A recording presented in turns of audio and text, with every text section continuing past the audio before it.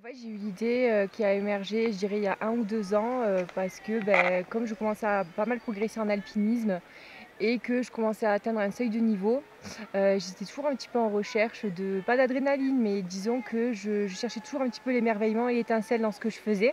Ce qui a été super important, l'élément clé pour moi, ça a été la gestion de la nourriture.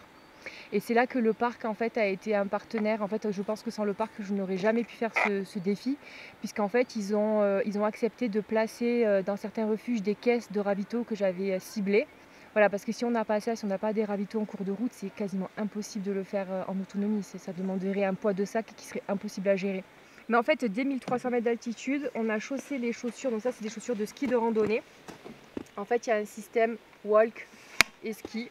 C'est-à-dire qu'à la fois ça peut être mobile et en fait on peut s'en servir comme une chaussure, je dirais, d'alpinisme hivernal. Ça paraît rigide mais en fait on peut vraiment marcher avec ça, très bien même. Et donc j'ai alterné tantôt avec les skis sur lesquels il y avait des ponts en fait, derrière qui permettent voilà, de ne pas déraper, de pouvoir avancer dans les montées, etc. Et quand c'était trop raide ou que la neige était trop, je dirais, béton, en fait j'avais des crampons.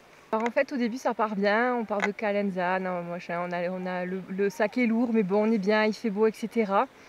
Et en fait dès les premiers mètres de neige à 1300 mètres d'altitude là, en fait ça a planté le décor directement puisqu'on s'est retrouvé dans une espèce de portion où à la fois on pouvait pas chausser les skis parce que c'était pas propice, parce que c'est très très très escarpé. Et en même temps il y avait quand même beaucoup de poudreuse et ce qui était très paradoxal c'est que sous les quelques couches de poudreuse en fait on était sur de la glace. Donc en fait à la fois on s'enfonçait dans de la poudreuse mais à la fois on glissait parce qu'on était en dessous sur des plaques de glace. Et là ça a annoncé la couleur et c'est vrai qu'effectivement pendant les 11 jours ce qui a été fou c'est que tous les jours il y avait une difficulté.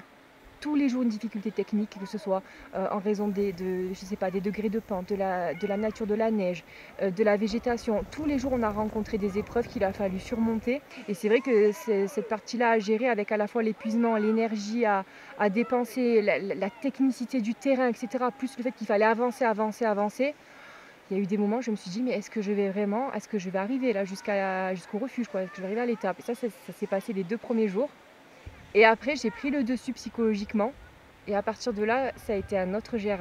Enfin, ma fin de GR20, elle s'est passée, mais vraiment dans un état d'esprit, mais très très apaisé. J'ai pas du tout ressenti ni anxiété, ni doute. J'étais juste bien.